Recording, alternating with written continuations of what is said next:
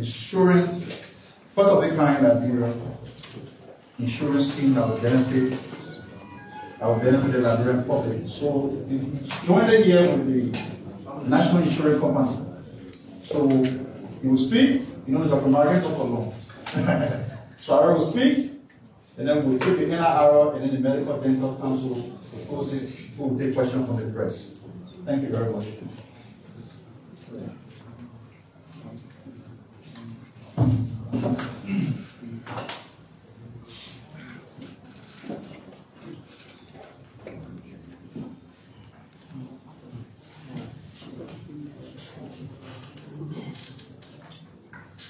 Mr. Minister, colleagues, members of the press, you know, I always say Minister Sando is increasingly making me media friendly, because before this time I always avoided the media, so every opportunity he has to pull me over here, he does that, and I'm happy to be here today.